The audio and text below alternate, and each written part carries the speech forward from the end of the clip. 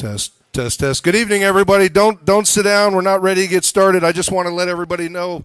First of all, welcome. Second of all, please, if you haven't had a chance to look at the boards around the walls, if you took a seat when you got here, take a minute and look at the boards before we get started. It'll help give you a little better perspective. We've got about 5 more minutes before we ask everyone to sit down and get going. So enjoy a few minutes and take your time.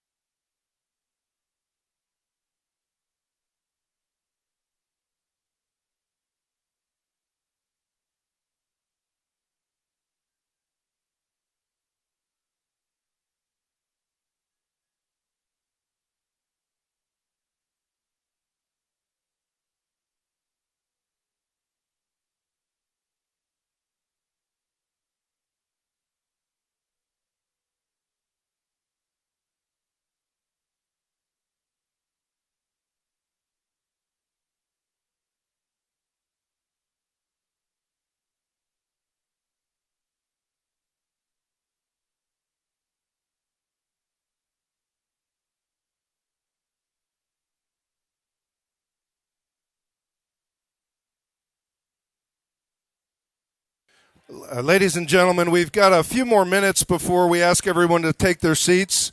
But for those who haven't claimed a seat yet, when you sit, if you could please try to find a seat at the round tables if you can. We have some overflow in the square tables, but we have a specific plan for the round tables. So if there's an empty seat there and you can grab it, please do. A couple more minutes, we'll ask everybody to please take their seats. Thank you.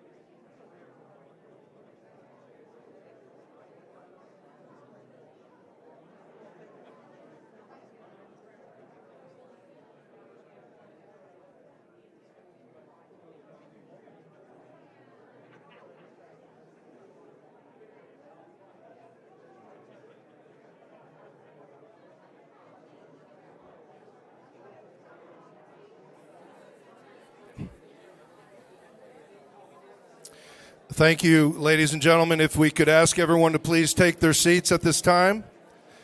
If we could get everyone to please take their seats, we're about to get started. Thank you.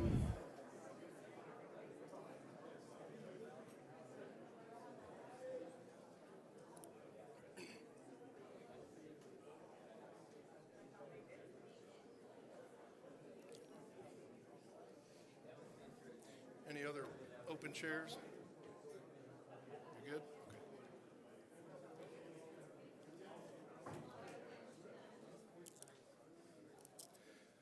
Thank you. Thank you very much, everyone. We're so grateful that everyone made time in their busy schedules to come join us tonight.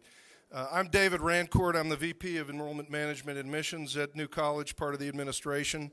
It's an honor to help host this event tonight. We've got most of our administration here tonight scattered around the tables in various places, and the chair of our foundation is here and a number of other important guests. But most important of all, our neighbors and friends and community leaders are here. So we want to welcome all of you and thank you for coming.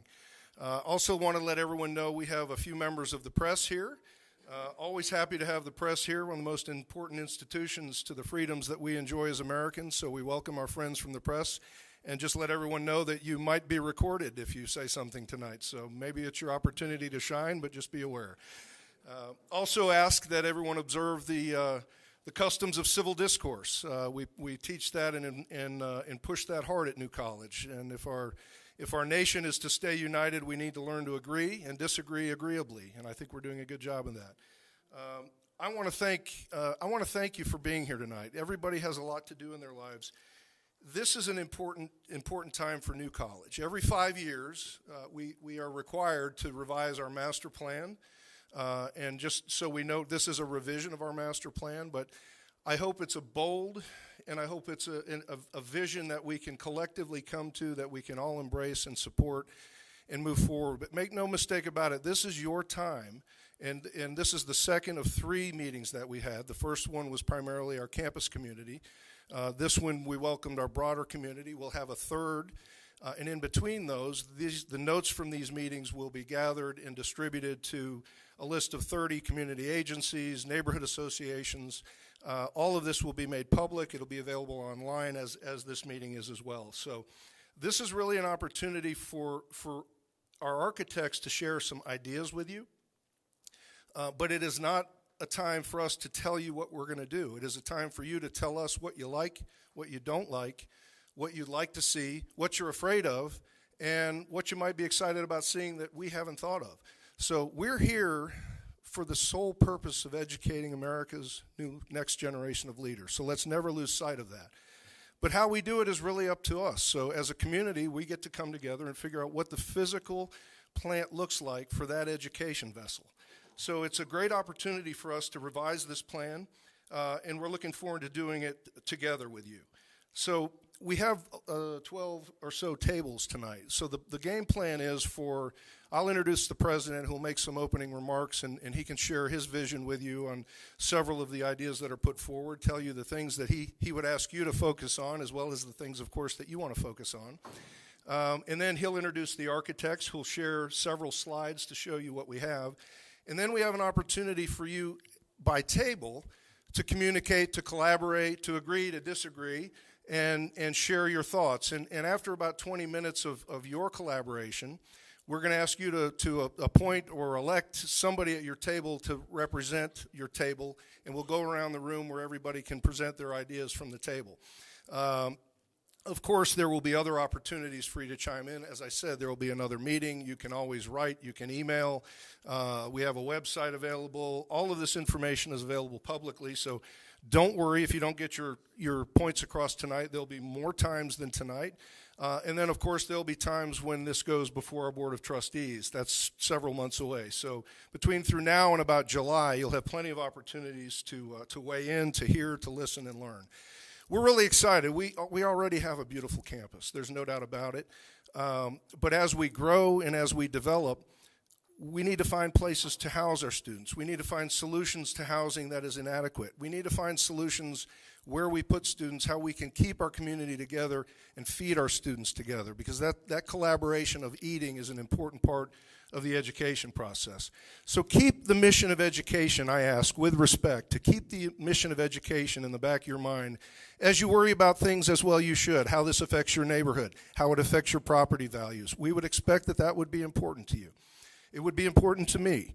And certainly, our goal is to raise the property values, the standards, the beauty of this campus to everybody's benefit. So we share a lot in common.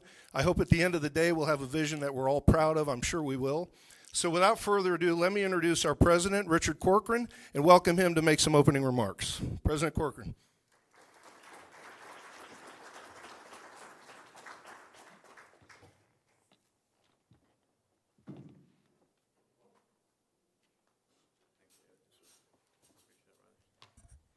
6'2", David, and 5'8", and maybe 3/4.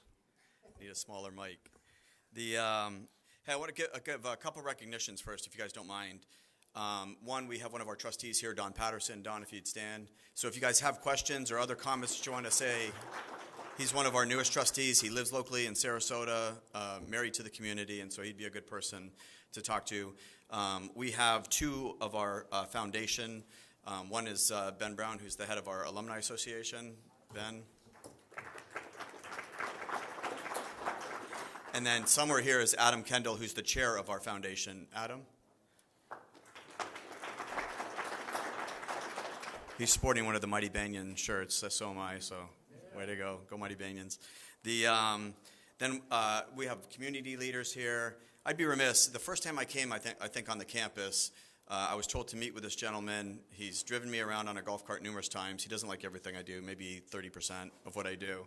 But John O'Miller. Is John O here? Did I see John O? There's John O in the back.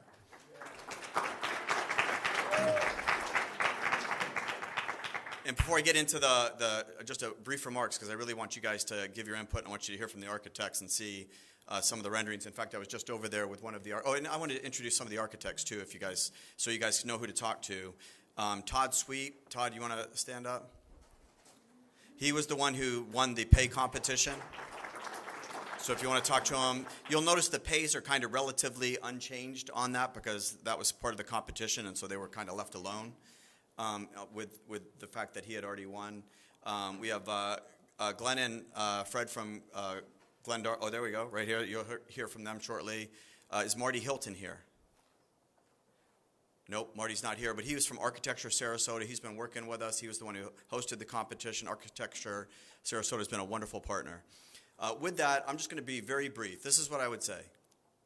A lot of upheaval, a lot of change. We are underneath, currently, a master plan that went through an elaborate process, greater than this, because this is just an amendatory process, a much greater process. It was done in 2008. Today is 2024. If you look at that original master plan, it had buildings all over the west side, campus life, new dormitories, new student center, just massive renovations to this campus. And now we're just amending that plan. The point I say that was in 2008. From 2008 to 2024, one single Heiser addition was done from that master plan. That's what I call, politely and kindly, not success. So we're not going to do that. This is not a waste of your time.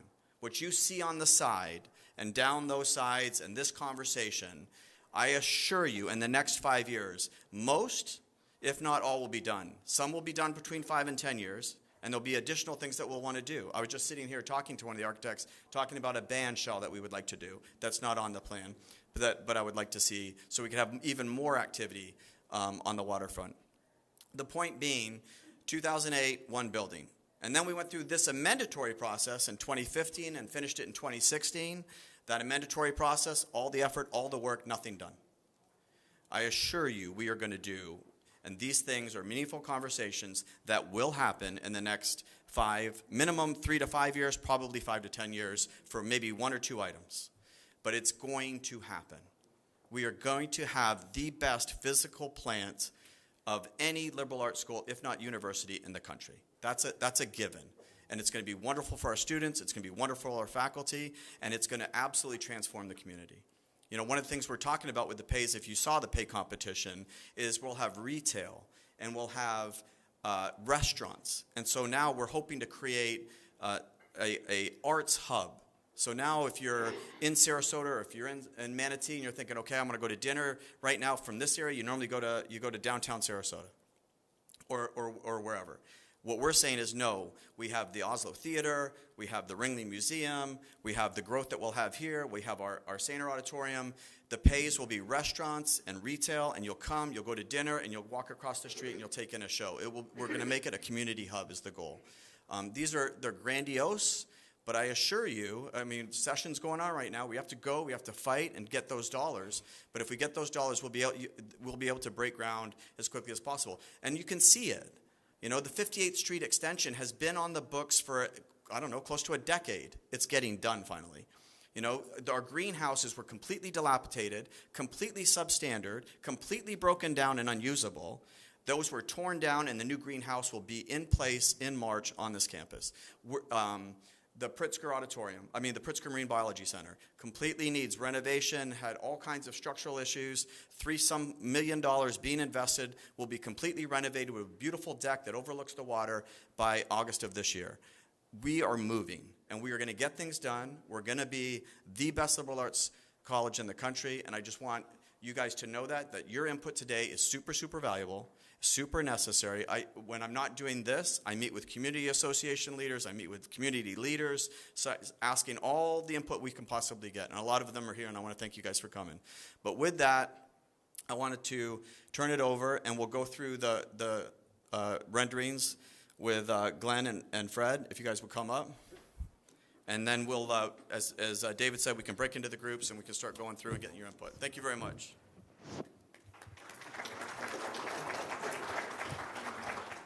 You should be high. Yeah, we need a clicker. There you go. Yes, sir.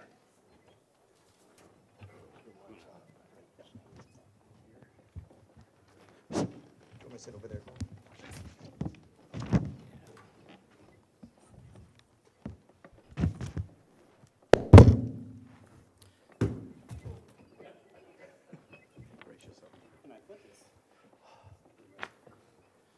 All right, thank you very much. I think Fred is going to talk about the first couple of slides here. I think my colleague Fred is going to talk about the first couple of slides here. Then I'll give a brief introduction. So. Sounds good. Good evening. Fred Koenig, Vice President of House Darling Design Studio. Welcome you all. Just going to go through a couple of basic regulatory things. So question is, why are we here tonight? Part of it, as we said, is the master plan update is it's a required element by the state. So with the regulatory by the Board of Governors, we are required every so many years to be able to provide this. And once again, this is an update, so we just want to, from a previous update, so we want to just reiterate that, but we want to make sure that we follow the state's comprehensive plan, that we're following those requirements, along with the requirements locally and also within all the government agencies. Next slide, please. Since you got the clicker. There we go. And we can click through again. We'll just get through a couple of these. So we just covered that piece. There are 8 required elements that are required in a master plan. And with this, there's just a list. We're just going to touch base on those so we can really get to the meat of what you guys are really looking for tonight. Let's click to the next one. And so what have we done so far? There's been a lot of planning effort, a lot of evaluation of all the previous documents, of the updates, and looking, and also met with, I'm going to say, the new college community, local, right on the campus back in December, just to go through concerns, comments, talk with, end users just on the campus level to see what their desires are. We're here tonight to hear yours and start to have that dialogue along with, what's to come next. Well, there's approximately an 80 to 100-page document that gets filed for review with, be posted on the website and also followed with all the different agencies to be reviewed. While that's being reviewed, we're gathering as much input from community members, from students, from all the local government agencies based on their feedback. And then coming in approximately, I'm going to say May is what we're looking at, having the second public meeting. Dates still to be determined, to provide and get additional feedback and present all the input that we've had to date. And then after that, it goes to the Board of Trustees for further review, as David said, and that's really the next process. And right now is we're here to hear from you. So at this point, I'm going to turn it over to Glenn, and he'll walk you through the plans, and thank you again. Thank you, Fred. I just want to start off by saying it has been such a pleasure to work with the administration at New College, and also a tremendous amount of design talent that's kind of been circulating around this effort. And I kind of want to let me go back one here. There we are, right. So what we are doing here is an update to a master plan. This is not a new master plan, but it's an update. Back to that 2008 master plan that the president referenced, there was a lot of good things in that master plan. And what we're doing is we're building off of those things, building off the goals that were established, building off of the design principles that were established in that master plan. And so really, we have to give a lot of credit to the Folsom Group, who created kind of the original document that we're working on, and also Sweet Sparkman. I know Todd is here. They're absolutely a tremendous architecture firm, local firm in this area that we have a lot of respect for. And we will be, they had massive contributions to this effort. Again, we're just amending based on programmatic changes to the college. And also within my own team, my firm, Hall Darling Design Studio, we had the opportunity to work with Stoss Landscape Urbanism. This is a firm out of Massachusetts, as well as Design Lab Architects, also out of Massachusetts. BGE is our local civil engineer and landscape architect. And S3 Design Group. This is an architecture firm. It's a national firm, but they have an office in Orlando. They specialize in sports-related and athletic facilities. So they've been a tremendous help to us, especially working on the east side of campus. And then we would also really like to thank Architecture Sarasota. They have a mission to really educate the public on the unique architectural heritage that we have in Sarasota. And they've really kind of spearheaded the effort to tell us all about the paid dorms and the legacy of the paid dorms on campus. They put together the pay competition. I think there was a lot of incredible ideas there, and really highlighted how important that is to this campus and the legacy of this campus. So we really want to thank Architecture Sarasota as well. Just to kind of orient you, I'm sure most of you are familiar with campus, but we want to start with the easy things here. West Campus, that is everything west of 41. East Campus, also called the Pay Campus, to everything east of 41. Caples kind of floats down there underneath Ringling. We will talk about all of these parts of campus. And then new to this update is a potential land acquisition, which we're calling the North Campus, which is just over the historic Crosley Estate. So we'll talk about that a little bit later. So we want to start because most of the changes that are required, that we need to do, are based on new program that's been introduced to the college that was not a part of the college during the last update and amendment in 2015 and 16. So because of this new program, we're required to make some changes. And the biggest driver is the athletics department. Clearly, athletics requires infrastructure and facilities that the campus has never had. So trying to figure out a way to fit all of these things, especially on the east side of campus, which is already fairly dense, has really been the challenge. And starting from there, we've had to move things over to the east side. It's kind of a domino effect. So I want to start there. I want to walk you through the east side and what we're adding and what effect that has on that part of campus. So this is, if you can see, we're the key plan. That's where we are, east side of campus, also called the Pay Campus. So I'm going to walk through, and just to give you kind of the structure of this presentation, I'm going to walk through our goals and then show you where the last update to the master plan was. We'll show that plan, and then we'll walk through what the changes are and why we've had to make those changes. And all of these goals are aligning with the text of that original 2008 master plan that we're updating. So all of those design principles have remained consistent in how we've continued to develop the campus based on the new program. So the first is retain existing facilities and resources. Add facilities to support athletics. Relocate displaced program, clearly adding a lot of program. We're going to displace some programs, so that needs to move elsewhere on campus, so we'll talk about that. And conform to the master plan design principles that were established in 2008 and 2015 and 16. So first, retain existing active dorm facilities. This is critical because housing is already, there's a shortage. So in this first part of the master plan, we want to make sure that we're not removing any existing housing. So all active housing remains intact. and then rehabilitate and adaptively reuse pay. So we're not going, the vision is not that pay becomes dorms again, but we will adaptively reuse it and it will become a different program. I don't know how many of you attended the pay competition, but there were a lot of amazing ideas that came out of that. We're not addressing that, we're just showing that they're remaining. But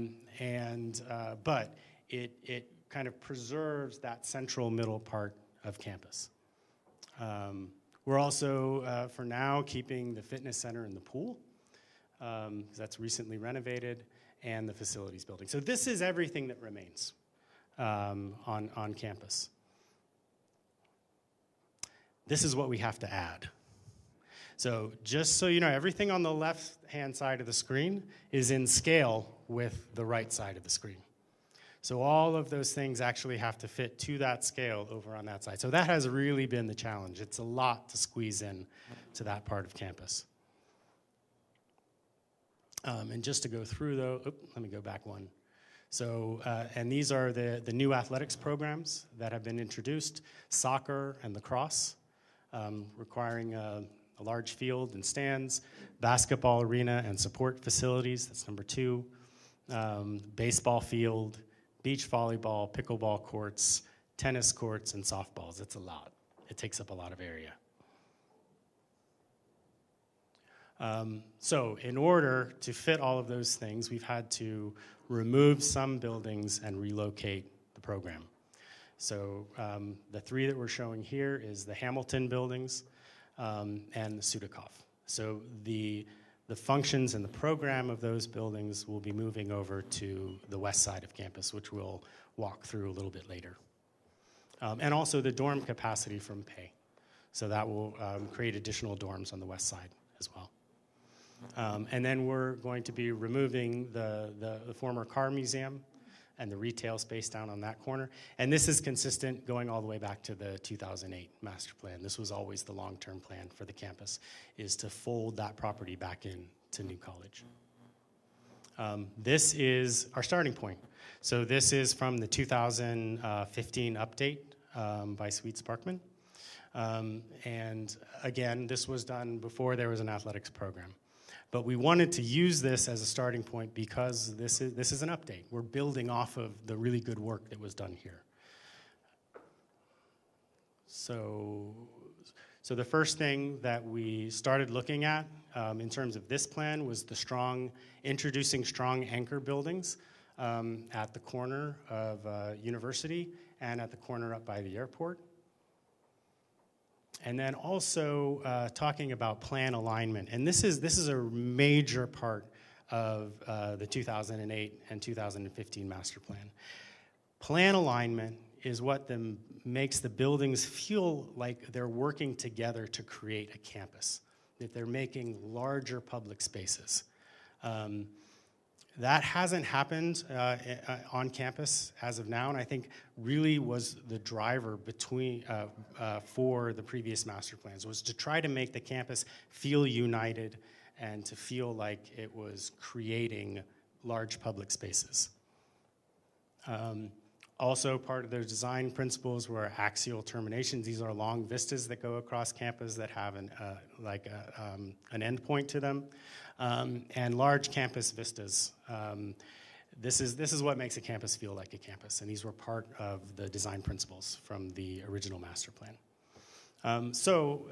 Working with those principles, we identified kind of the 2 largest buildings that would be associated with athletics and assigned those to the corners as a starting point. So up on the corner by the airport, the basketball facility, and then down on the corner by University, the baseball field.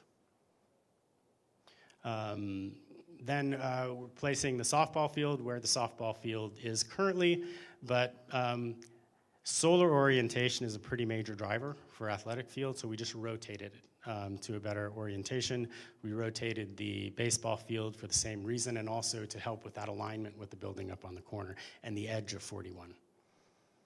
And then programmatic relationships. I mentioned the firm S3 out of Orlando that specializes in athletics. They really helped us identify different facilities that could work together to kind of combine resources. First of which was the basketball field and lacrosse, or the basketball stadium and lacrosse, actually integrating the stands into that building as a way to share concessions, share training rooms. Even if we have box seats, we can imagine those box seats partially one side looking down into the basketball arena, the other side looking into the lacrosse or the soccer field. So that's a really strong connection that we wanted to make. And then we worked with them to identify other ways that we could kind of group athletic programs so they can share facilities. So this is where we got to, kind of taking the diagram and fleshing it out.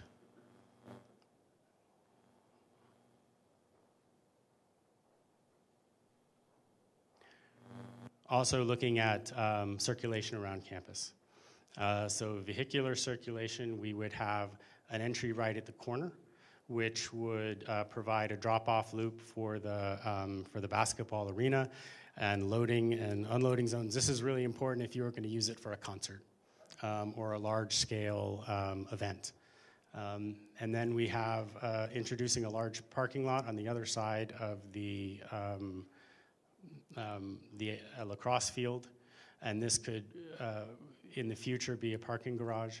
And also going back to those axial termination, those long vistas across campus, we've created this spine. I think this came up in a number of the pay competition solutions as well.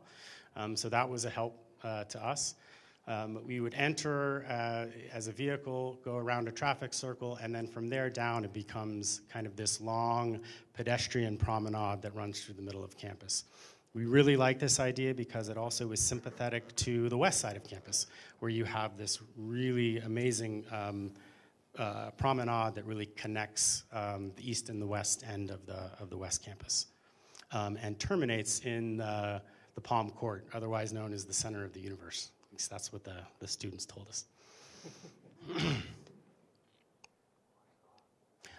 Pedestrian circulation. Again, this is just creating a way to move around the campus using that central spine, and especially looking at coming across onto the basketball arena.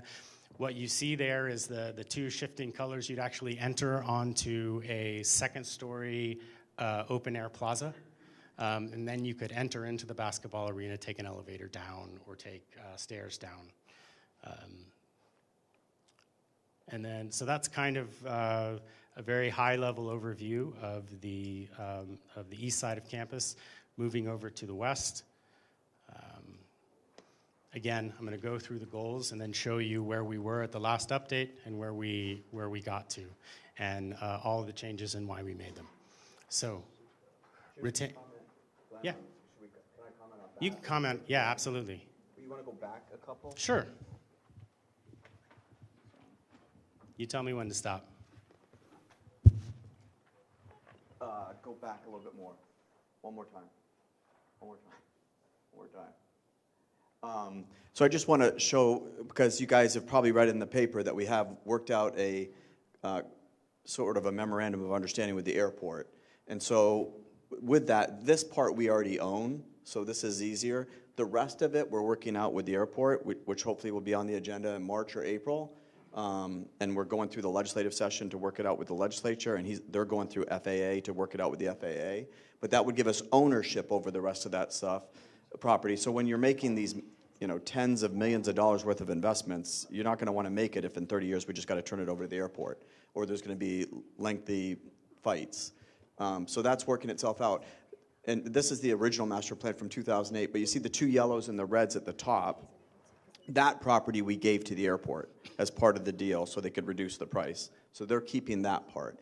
All the rest is still with us. And then when I say 5 to 10 years versus 3 to 5 years, I just want you, again, none of this has been discussed, but some of the ideas that have come across is right now we recruit faculty. If we're going to grow to 1,200 kids, we need a bunch more faculty to maintain our student-faculty ratios, all the things that make New College special. Well, one of the things we need is that we're stumbling on is faculty housing. And so as we build out the west side, which we're about to get to, and we have that additional housing for the students, The thought process is that maybe the Z dorm, this one right here, the yellow one right there, that's about 100 plus beds. There are 4 bedrooms, 2 baths, basically, are the units. We could take that and convert it to 25 or 30 4-bedroom, 2-bath, kitchen apartments for faculty when they come down, especially given that the housing market's so expensive. That's a 5 to 10 year thing. But that's when I say 5 to 10. The other thing is that our Dort and Goldstein, the 2 right here that we're keeping, obviously, they're near the end of their existing life. We probably have another good 5 years with them, but every year, every summer, we pour another $1 million, $2 million, $3 million, $4 million into them to upkeep them. So ultimately, they would go away and we would have that additional space. But that's probably a 5 to 10 year thing. And it's not a part of this. I just want you guys to understand when I say 5 to 10 versus 3 to 5, those are some of the discussions and ideas that people have given us that make a lot of sense. Well, right now, if you just take what we did last year, which is 300, and we continued it, I think we're going to, even last year, we shut it down because we don't have enough space. And as soon as we found the PACE had black mold, we shut down, we lost 210 some beds. Now we have to pay for hotels because we're a residential college. It's very expensive. Thankfully, the legislature and the executive are giving us the money for it, but it's not sustainable. And so the first thing we have to do is build housing. But with that, and if we continue the growth pattern, which I think this year we're anticipating will break last year's record. So last year, I think we were at 323. We'll be at 325 to 400. At 400, we can't take any more, so we'll just cut it off at 400 if we get to that number. My point in saying that is the legislature back in 2016 when I was speaker, the deal that we had with New College was you bring $10 million worth of new faculty, grow to 1,200, and we're good. They were at 800 at the time, eight and change. They went down to 600 and lost. Then you started seeing all the moves in Tallahassee about fold it in with UF, fold it in with FSU, close it, all those things. I think that now just with the 300, and if we have the year, let's say 325 to 400, we'll be at 1,200 in 4 years. But I think the sweet spot, if you look at the great elite, Williams, Amherst, the great elite liberal arts schools, I think 1,500 is a good number. I think after that, you lose some of that charm and uniqueness, especially with our unique way of having that relationship and the contracts with the faculty. But I would say in 5 years, we'll be somewhere in that 1,500 range. Okay, thanks. I've been told to go a little faster, so I'm going to try to go faster. One other point, for those who don't have maps, we have more coming, so as soon as they arrive, we'll distribute them, so thanks for your patience. Okay, west side of campus now. Again, retain existing facilities, remove outdated facilities, add facilities to support displaced East Campus program and college growth, and conform to the master plan design principles again. So this is what we're keeping. It's mostly a mix of historic buildings and new buildings. This is what we would be removing. And this is completely consistent with the 2008 and 2015 master plan. I think that there's one building that we're slating for removal as a part of this update, and that's Bon Senior up here. It's just a building that is in the floodplain, but sits below the floodplain. So it floods regularly, and it's kind of at the end of its useful life. But otherwise, everything else is consistent, no changes.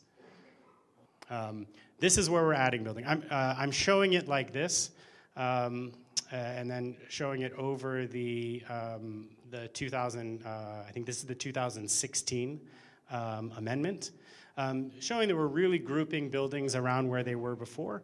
There's kind of 2 outliers here. One is a building, an academic and conference center on the north end of the Uplands, which would be the relocated program from Sudikoff, this building here. And then an academic building to the west of the conservation area. Everything else is going where it was under previous master plans.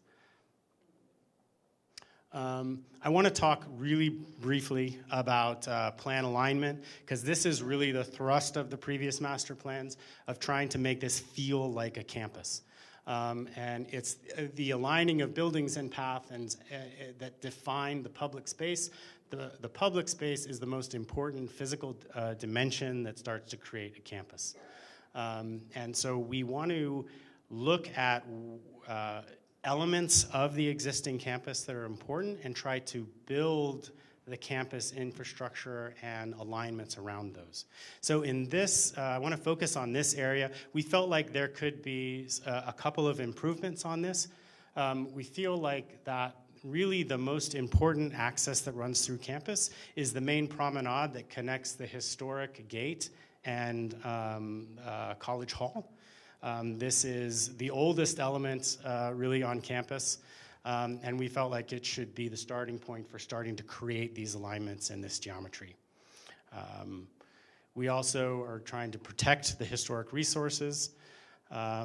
We identified this historic fence and gate. I think the previous master plan was moving this. We feel like this would really disrupt the historic fabric, so we're proposing keeping it in place. We're also proposing keeping the Band of Angels sculpture where it is. I think this is a really important cultural resource for campus. If you guys know of Jack Cartledge, very important sculptor from this area, and no reason really to remove it. So ensure and enhance pedestrian safety across transition. So I think the purpose for moving that fence was because there's a problem with Bayshore and pedestrian safety. So what we are proposing, rather than widening Bayshore, is a range of options, which would go from closing it to traffic calming measures. And this is, of course, would have to be a dialogue with neighborhood stakeholders and the city. But the idea is to slow traffic through this area for pedestrian safety. Then providing continuity between kind of these linked spaces. There's always been a little confusion coming across from the east side of campus on kind of where to go. So we're proposing a fountain that kind of directs the pedestrian traffic towards the historic gate or towards an existing cut in the fence, and then opening up this courtyard to that opening, which kind of creates a larger space, which kind of links those two sides of campus across Bayshore. And then that larger space that's created by the massing of buildings would link to another space which kind of looks out onto the bayfront. And that's how we got to this arrangement. We're also proposing that in that fountain, that kind of is the axial termination coming across from the east side, we relocate the white whale tail sculpture that now sits along 41. That was always intended to sit over water, so we thought that was a really interesting way to do that, and I have to thank Lindsay, a student who told me all about that at the last meeting that we had, so thank you, Lindsay. Again, reinforcing and existing axial terminations and creating new one.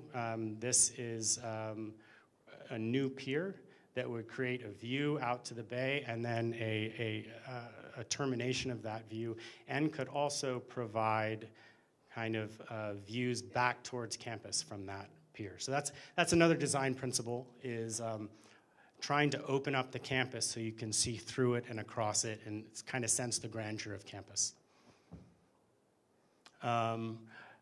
These are a list of all the improvements, but I want to focus, because we have limited time, on the bayfront. Clearly, the biggest kind of deviation from the previous master plan on the west side is the introduction of this conference and academic building up on the northern side of the bayfront. In the previous versions of the master plan, this was a preserved area. So we wanted to place it all the way up at the very top to kind of leave as much of this sense of this park-like sense connected to campus, and also to provide a destination up at the top of the uplands to kind of activate that part of campus so you have students moving through it. We are providing a connection that goes up to that and then beyond up to the north campus, and adding activities there, outdoor classrooms, fitness path. There's a park that I think was recently constructed here, Robinson. This is kind of stepped seating to sit and observe the bay. I think this is where the new band shell might go. But the idea is to really activate and use this part of campus, make it feel like a park and a public place where people want to come and gather. Now looking at Caples, not much has changed on Caples with this version of the master plan. We're adding a boathouse and possibly a beach area in front of the bay. We understand that there's a couple of legacy trees here that we'll work with our civil engineer to work around. The only other significant change here is the compost system that was part of the community garden would be displaced from the east side of campus. So we would be moving that to sit next to the community garden. And I want to run back here, something I forgot to mention really quick. This building, there's a lot of displaced program in this building right here. So a lot of the program from Hamilton would be going there. It's a more central location for things like student services, the cafeteria, post office, ATM. All of those items would kind of go in that area. We feel it's important to associate those programs with a good-sized parking lot, especially for students who might live off campus but still rely on the cafeteria for food. Going through campus, and then this is the north campus. So this is the historic Crosley Estate. The property is just above it, and right now it's slated for housing. And the major change here would be really connecting to the USF pedestrian walkway, and also creating a vehicular connection up to that property, and that would be housing up there. It would be, that's what we're proposing, is a road and a sidewalk. A road cutting through the uplands up onto the USF? So this road is existing up to here. So it would be this portion, which would be, and I think this portion is existing right here. So it would be connecting to this and then connecting that up to there. That's the proposal. It'll be a through road that goes from all the way right to the uplands. Well, this road is already this already exists. Yeah. This exists up to here. This is existing.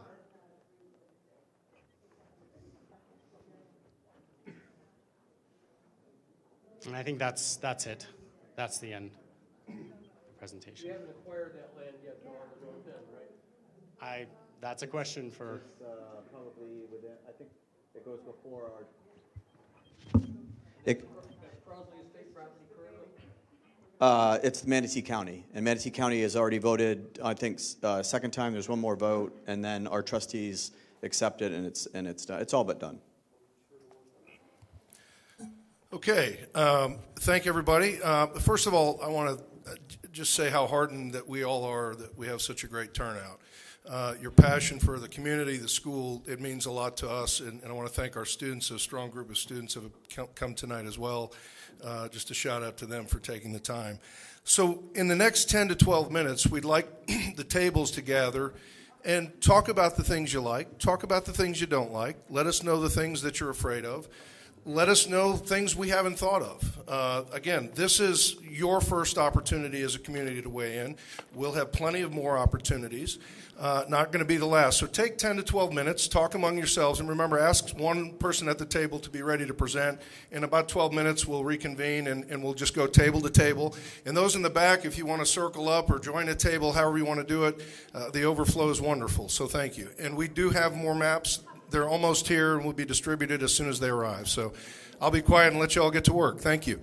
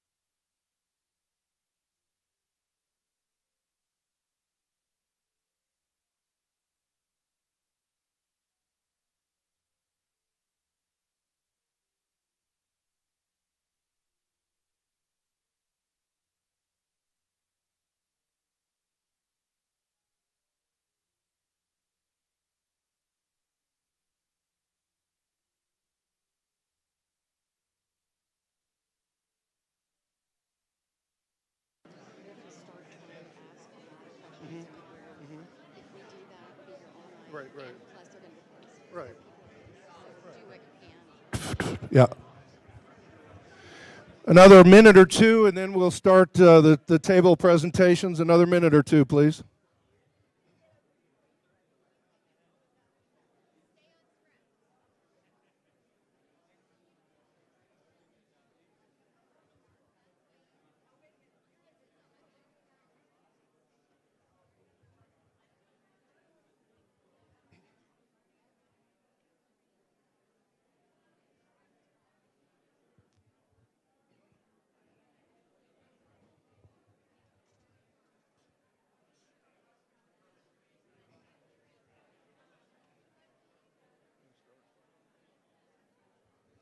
Mr. Kinsley?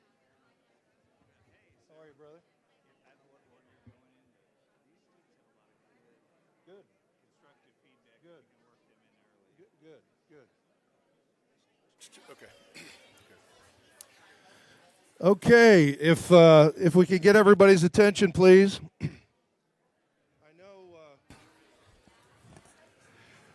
I know there's a lot of passion in the room. There's a lot of optimism in the room. There's probably a little frustration in the room, and that's okay. That's why we're here. But now we're going to start the time where we hear from our neighbors and friends. We're going.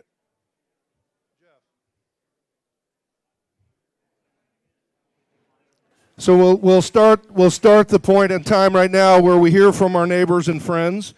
And I've had an opportunity to sit with a couple of tables, and I heard some amazingly can I get your attention, please? I've heard some amazingly positive comments. I've heard some very, very constructive, strong, and good constructive criticism. And I've heard a lot of collaboration and a desire to work together. And that is what we really want to do. But remember, this is your first bite at the apple. And we want to get every table the opportunity to speak. We've got 20, 25 minutes left. So we'll carry on as we need to. But we'll start at this table. We'll just work our way around. And I would ask that we try to limit the tape. I would ask that we respect one another and listen and let each table have the opportunity to speak. So please respect your friends and neighbors. And if we can have more comments than questions, we can probably move it along because we could do questions all night long. But I want to give every table the chance to speak. So, Naomi, will you start here? Number 8. Are we here? Can you hear me? Is that working? First thing we're concerned about is the environmental and ecological impact. The animals, the prime and pristine and undeveloped waterfront on Sarasota Bay. We think it hasn't really been looked at in an environmental way. We also have parking. Looking at the issue with all the stadiums and all the athletic facilities and stuff, it doesn't look like there's near enough parking in an area that's going to be heavily traveled with both businesses and students. Lack of trust. Right now, we're just kind of all of a sudden things were just thrown out there. So we're going to do this today, we're going to do this next week, and we're going to have it done by 5 years from now. Without our concern, without our input to what's going to happen with the plan, that was a big part of what we talked about at our table. Bayshore Road should not be closed. It definitely should not be. They think access should be kept open on Bayshore Road.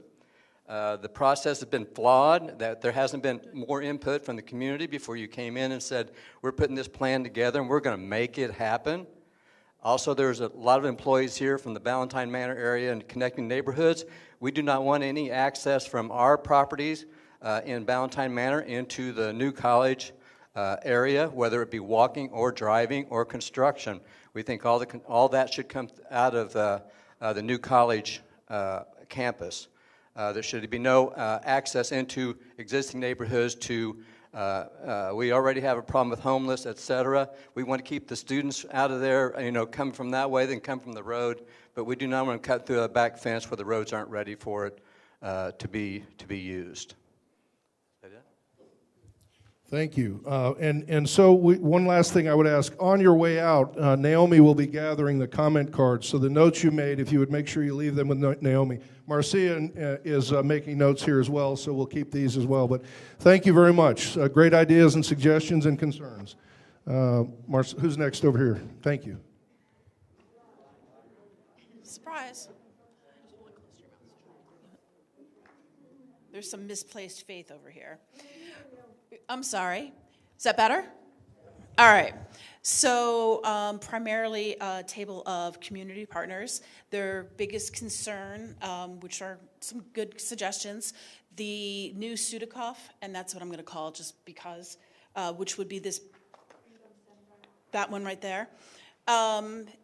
They're concerned about access to bayfront. The through traffic, currently the road is very small. That would have to be improved, which would cause increased through traffic. There's some concerns about parking, sound, not only from the students, from the increased usage of this area, but also traveling across the water, and security issues. The access to North Campus, I guess that's the new property, there were some concerns as to how it would be accessed from either the south or the north or east or west. There was also some discussion about intersection improvements, both Tamiami and the general spats, with all the increased activity on campus, what that would do to accidents, just wait times, traffic. Also, there were some concerns over the Bayfront closure. Bayshore Road. Sorry, English is hard. As far as where the new building is going to be located, there were some concerns about the impact on the mangroves. They're providing natural protection for water and tidal flooding. Also, the nesting for eagles and ospreys. There are some conservation issues and concerns with the disruption. And also a suggestion of flipping the North Campus housing with the new Sudikoff, which I thought was a great idea. Yes, did I get everything? Pushing it down towards the campus. Yes, putting the housing closer to campus, and maybe moving the new Sudikoff building off up a little bit, because nobody wants to live that far away from campus. Thank you Thank very you. much. Second table over here, Naomi. I'm going to start with what this table said they liked about the plan, that they liked that the West Campus was compact and they liked the layout, that there was a nice corridor of alignment from Bayshore to the pier, and the maintenance of the conservation space on the Caples facility. Areas of improvement suggestions would be to see if building on the bayfront aligns with the overarching belief in preserving marine mammal life and the focus that we have on the biology programs here. Second would be in the plans to show how you're going to address water retention and water runoff to make those part of the plan. Also concerned about through traffic through the uplands, specifically Edward Drive, but traffic mitigation on Bayshore was okay, just not closing it completely. And is the housing on the North Campus too far from campus life to really bring the community together? And that's it. Thank you. Anna? And, you know, if I may, before, Almeida, before you stick, I heard the issue of the word trust once or twice, and trust takes time to develop, and we're working on that. And, you know, we didn't have an easy start. I think we'll all recognize that. But I can tell you the time and effort that the president has put in, not only instructing all of us in the community to pay attention and be engaged and be involved, but also to be collaborative. So I think when you heard the president talk about getting things done, I think he wanted you to know that this is not an exercise in futility. We're not going to do a master plan revision and just do nothing with it for the next 12 years. And if there's a hurry to do anything, I would tell you as Dean of Students, the real hurry we have is housing, because we're housing students in hotels, and it's a budget buster. So if we have the pedal on the gas, I would say it would probably be housing first. But all of these concerns are incredibly legitimate. They're reasoned, they're thoughtful, and I just want to say thanks for the way you're presenting them. It really means a lot to us, and we are here to listen. Again, first bite at the apple. We're not going anywhere. We'll get through this. So thank you. Anna, Almeida? I will do, and we had 8 items. We have community partners all here at this table. 5 have already been mentioned, but they have asked that I repeat them. And I'll go quickly. One is that they don't feel that they have been heard. They thought this was very hurried, and they got the information and maps a little too late. They would like some more clarity on the completion of the plan. They also are concerned about the car traffic flow and parking, and the consideration of how the airport is going to grow and how that will impact the quality of life. They were also concerned also about the sea level rise and the hurricane and storms. One of them that has not been mentioned was to do a research study on the focus of athletics as it's interfaced with the environment that is so close to the airport. And then safety issues for North Campus, which has been mentioned, and also one of the bigger ones was the access to North Campus and how you're going to get in there, and et cetera. But I really think the biggest one probably was the traffic flow and parking. Thank you. Thank you. Naomi? Hi, our table was mostly neighbors in the area, and most of our things that we came up with were similar to what has just been said. But before I go down that list, I want to say that I took the time to read the master plan itself and not just look at the drawings, and I encourage everybody to do that. It's actually a very good document. They have low-impact development goals. They have goals and objectives that actually do address taking care of the bay. And so the president did meet with us, and we asked that they really look at the taking care of the bay. And one of the issues in particular was it says, and this is in the master plan, prevent any further degradation and improve the quality of the receiving water. And so that's in there. And so I asked them, and we had a good talk about them being very serious about this thing, and I'm sure they are. They're going to be part of our neighborhood, and so we're here to help them, remind them of those goals, and to achieve these things. And so, again, now to the details of what we saw with the drawings. The Uplands extension connecting the campuses, is it necessary? Is there another way? And how does this tie into the USF parking that's already there? Perhaps there's a connection where that could be doubled up.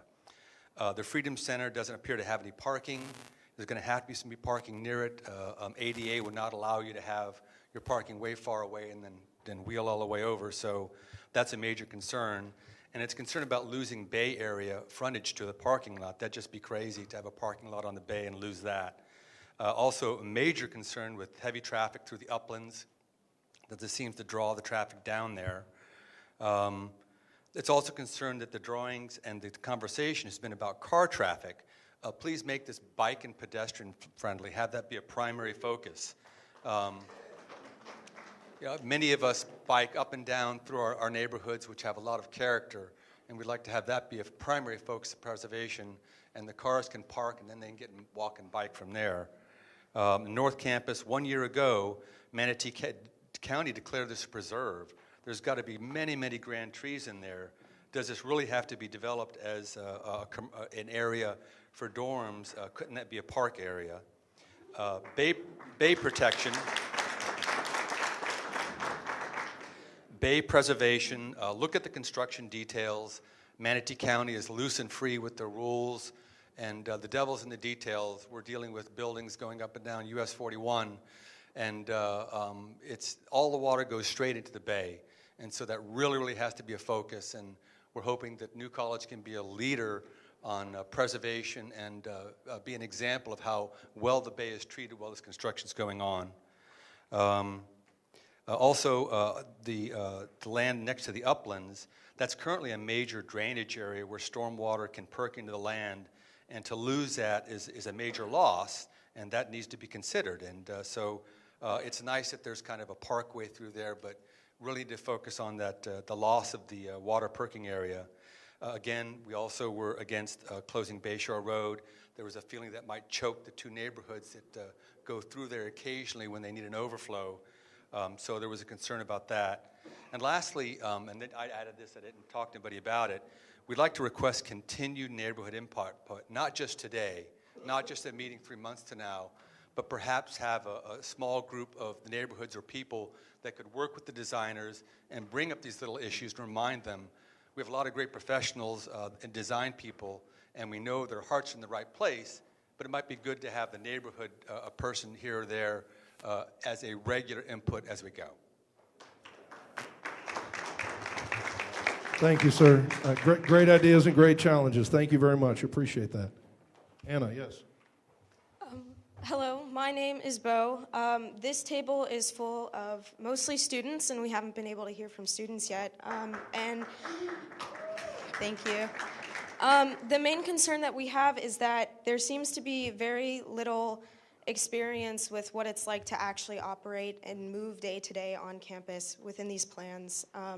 I feel like there's been very little communication with faculty about what it's like to live in Z specifically. As a student there, it doesn't seem appropriate to put an adult with children there. Apologize for my voice shaking. Our biggest question is why the biggest building that is being added seems to be the Freedom Institute, and what that is. What is that? Go ahead and finish. I'll have the president answer you when you're finished. Okay. Other questions that we have are, why is the dining hall across US 41 from the majority of the planned housing? It is unsafe to cross there, and we have concerns with the accessibility of the overpass currently. It's very steep, and it's very hard for people with mobility devices to get over it. How will these renovations impact the cost of attendance?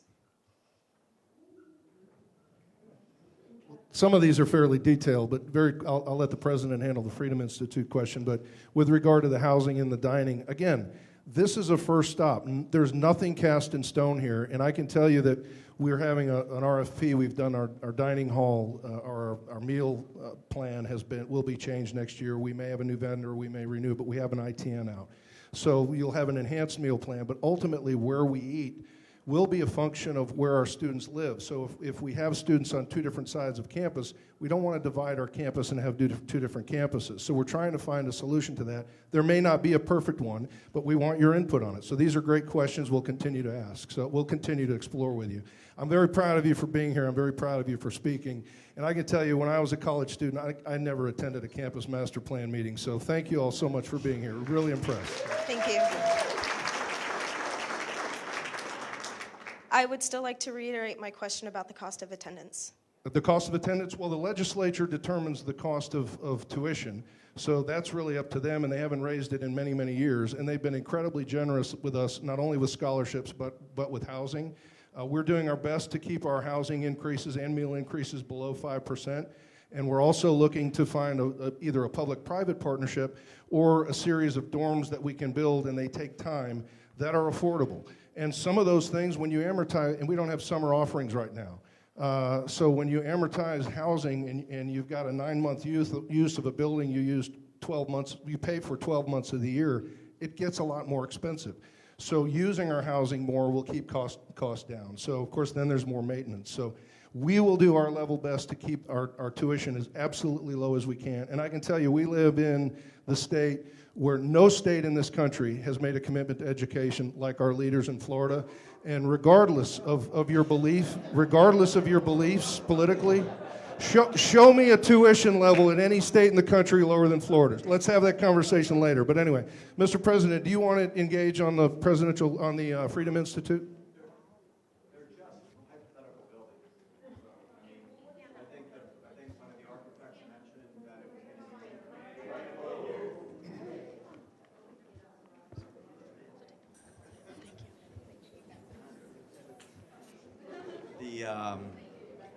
They're hypothetical buildings. So I think the architect mentioned a conference center. It's news to me. I mean, it's a great, I mean, these are all proposals that are being put forth, but there's nothing set. But the concept of the master plan is saying, okay, we want to put a building in that area. Maybe it's something different, but the specifics aren't necessary. It's what we're trying to decide now is where do we put buildings moving forward on the campus. And it won't affect your tuition ever at all. That's 100% legislature. And I didn't know the purpose, so that can tell you a little bit about it. So that's a good question. Thank you. And again, we've got a lot to cover, so let's keep this moving quickly. We're trying to answer questions, but I do want to respect everybody's time, get us out of here close to the end, and let everybody get a chance to speak. So can you wrap it up, please? Yeah, I have one final comment. You say that one of the main goals of this master plan and the renovations you plan for campus is education and the focus on academics, but there seems to only be one additional academic building added and almost 5 times as many dorms. And so I'm just concerned about how the academics of students are going to be supported in this time of upheaval, because already it feels like there is very little support for what it's like to do an undergraduate thesis, and for the level of academic rigor that this school demands. I'm just scared that we will not be supported. Thank you very much. And one of the points in the buildings, many of them are multi-purpose. Thank you. Many of them are multi-use buildings, so it may have housing on top with some classrooms in the bottom during the day or other uses like that, including some of the pays may end up being classrooms. We just don't know. But again, none of this is cast in stone. These are just ideas. So Naomi, next, please. I'm a member of the Uplands. I've been in here for 20 years, and the Uplands has been in the area since 1950, I guess the same as New College. My concern, and I think most of the people in the Uplands, is the Freedom Center. The design is great if it was at the airport. I don't think it has anything to do with New College. And our concern, no, here, I'm usually pretty loud on my own. How about this? Okay. The traffic coming down Edwards Boulevard and going through Uplands Boulevard will become a thoroughfare. We're a 90-home neighborhood, and I don't think that's fair to the neighborhood. If you have to have the North Campus, I would like the traffic to go around our neighborhood, and I think the Freedom Center, if it has to be there, should be smaller, buffered away to give the people who live in the Uplands more space, because it would be very detrimental to the value of the properties there. Anything else? That's it. Thank you very much. Anna? Yes, I'm John O'Miller, and I want to thank the president for his kind words. I'm burdened by having worked on this stuff for a half century, and I'm habituated to going to a hearing and having a document to review and then being able to testify on the document. We have some nice panels and a nice PowerPoint, but we have yet to see the document. So I'll be working with the president. But I did want to just bring up two things quickly, that sort of items that need to be crossed off. I know the administration has tried to eliminate the New College regulation that requires campus master plan process, but that was tabled at a trustees meeting, so at the moment that's still on the books. And I just wanted to remind everyone that the Board of Governors has a regulation requiring an evaluation and appraisal report, and I haven't seen one of those yet, so that'll need to be done at some point. So, thank you. Thanks, John, very much. Appreciate it. Yes, ma'am. I live here in Sapphire Shores, just south of campus, so personally I'm grateful they're only going to put the compost heap over there. They're only going to put the compost heap over there. So, but I'll tell you, there's a real major concern about the placement of this baseball stadium there on the corner of University and 41. Because visually, if you look at that, I mean, what are the design standards for the bleacher section of a stadium? How tall is that going to be? What is there now is a low-rise car museum, so we're going to be looking at a big wall.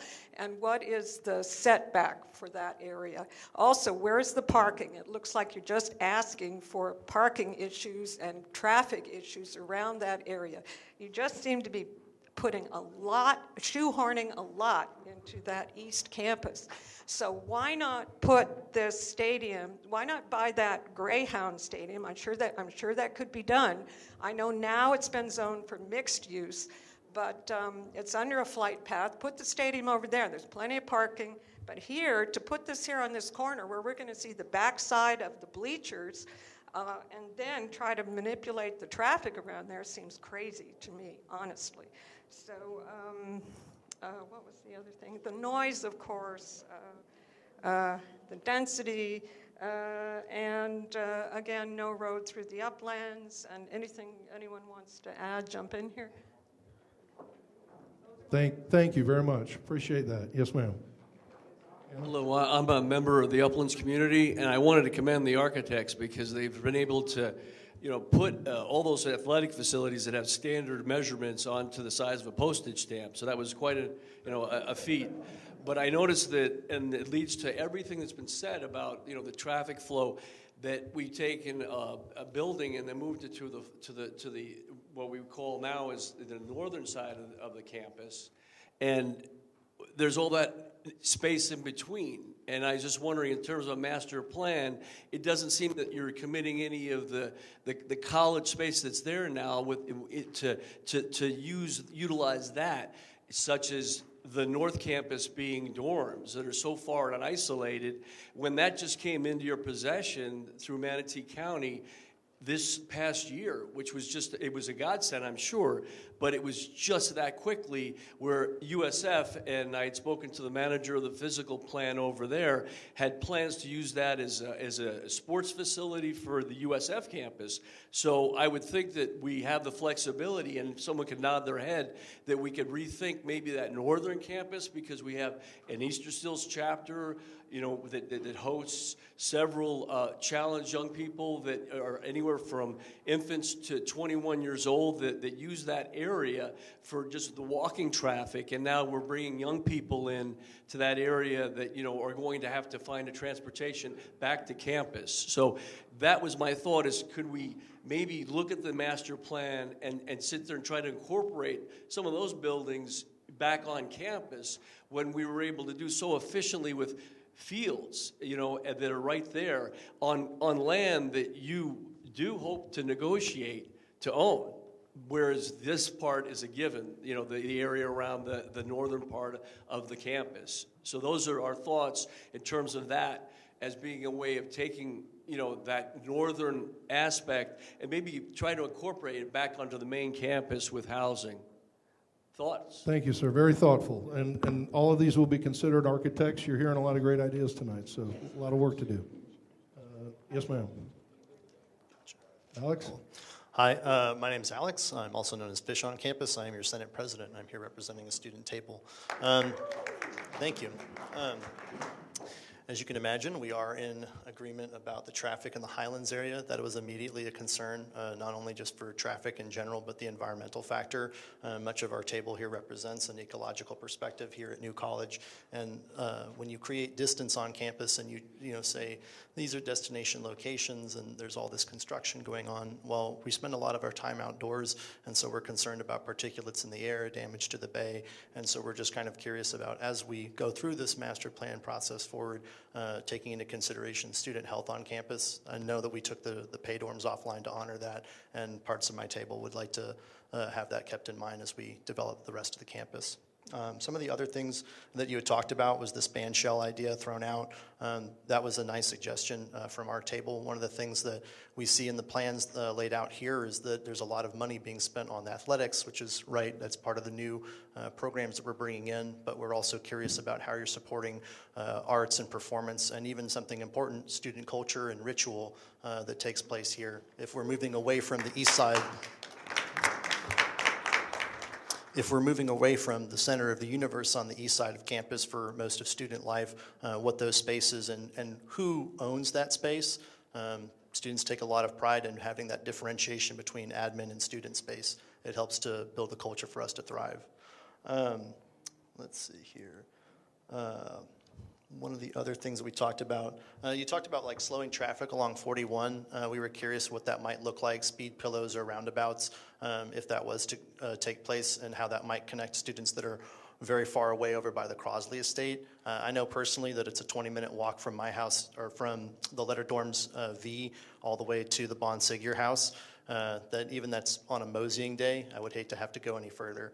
But we would definitely like to figure out how transportation will work. We also saw that there's this additional space of pickleball.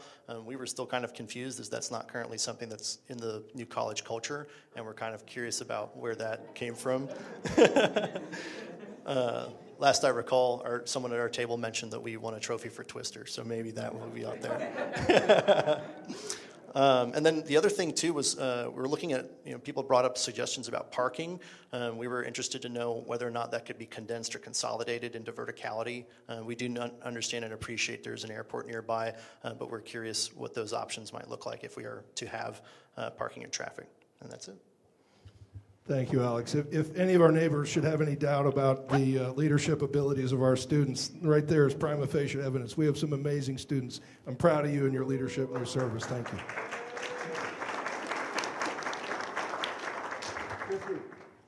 Thank you very much. So I'm going to start off with a couple positives that we had as well. So very optimistic about the plans that were presented as far as a lot of new concepts and designs that incorporate not only the surrounding neighborhoods and having you guys come onto campus, but also more, better spaces for our students.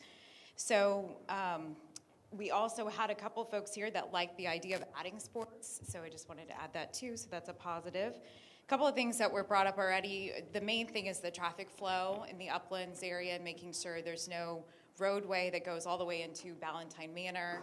So that was already mentioned a couple of times. One thing that wasn't mentioned, somebody mentioned our table as well, is making sure the look and the feel of the new buildings that are added are actually fit within our look and feel of the campus. So we have a lot of historic structures here, so making sure that they kind of fits within the look. So that was mainly it, I think, for us. Thank you very much. Back. Hey there. Hey. A lot of what I kind of juggled myself between two groups here. And I'm not going to mention some of the things that have already been mentioned because it was a long list and a lot of you have already presented. I'll just talk about the things that have not been mentioned. Positives first. They're glad that most of what we're building is on the East Campus for the athletics and that we're focusing on that. The houses on the south side, although it was talking about on the west side, the south side of the West Campus, it has a parking lot there, and there's some houses that are currently there, but there's not been a discussion with anyone who's living in those houses. So there was some concern about really maybe incorporating the community on that side of the campus so that they can really understand how that's going to affect them. Then there was, we have 4 different campuses. How are we going to connect all 4 campuses? It's so sparsed out that finding a way to make sure that we keep it connected would be important. And the last thing that I know, the wetlands have been mentioned a couple times about building the big building on the west, on the wetlands area. But I had a couple students, and they were very positive about having something out there because that's a heavy part of our curriculum is being out there and being with nature. So somehow finding a balance by not really spoiling all the nature and the animals, but also allowing our students to be able to learn and to grow. Thank you very much. Anna?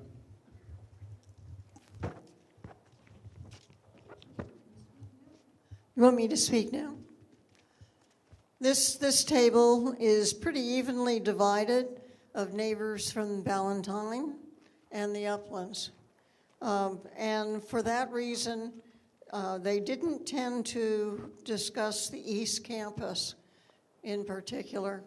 They focused on the Western Campus where their concerns were. So there's no real comments on that. And I'll start at the north and work my way down. There's a great deal of concern about the building on the Ballantyne Shores area for the new dormitories that are planned because of the environmental impact in that area. It's a rookery for all of the shorebirds that exist along the coast. And the neighbors do not want a connection to their neighborhood from there, period. Just because of the issue of traffic, other than a footpath and a bicycle path, which is very important to them.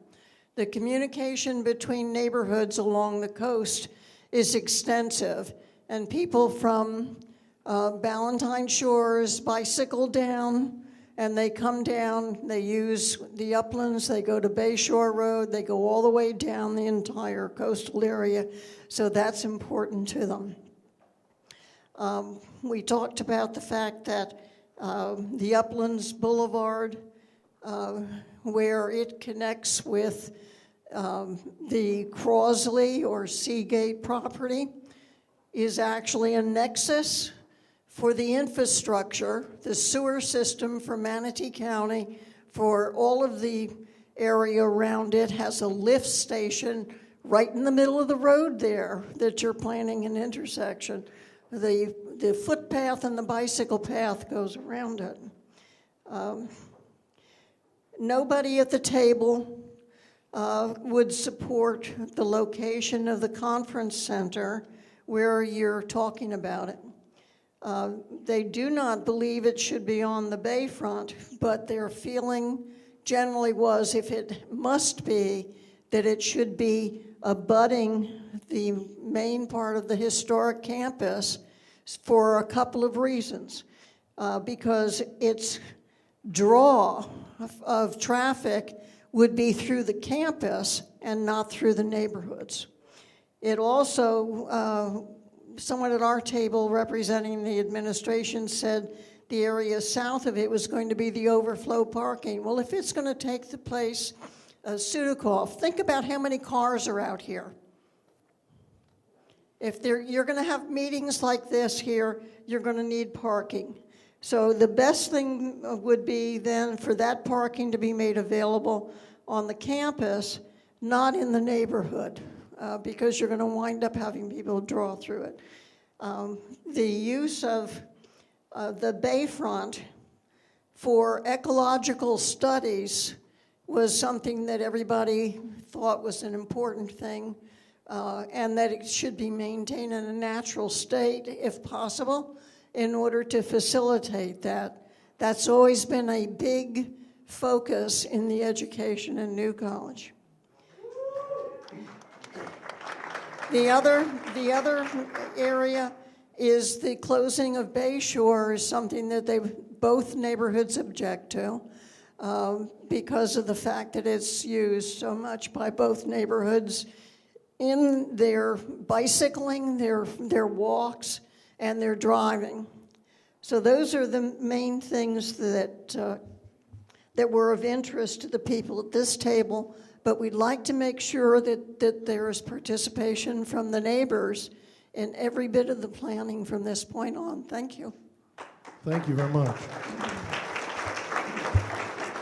Yes, sir. Hi, my name is Larry Eager. I live over actually in Indian Beach, Sapphire Shores, but have been a long-time participant in the New College community. I don't want to repeat because everyone has said really marvelous things. This table's sole concern was the bayfront and the lack of compatibility that the Institute would have with a neighborhood directly across the street. I think that was one of the primary concerns. When you look at the Institute and the proposed parking area, it's a parking lot, whether it's grass or not, takes up about 1/3 of the bayfront there. So that was of concern. And we are talking about a dwindling resource, which is bayfront access, as you can see by living in Sarasota. I don't need to repeat the concern with the environmental impact, the water retention areas that were brought up, and runoff. And I guess one question that was raised was, housing seems to be a primary concern. You're targeting 1,200 to 1,500 students. How many beds do you need? And how many are being proposed absent working on the bayfront area there with the proposed housing?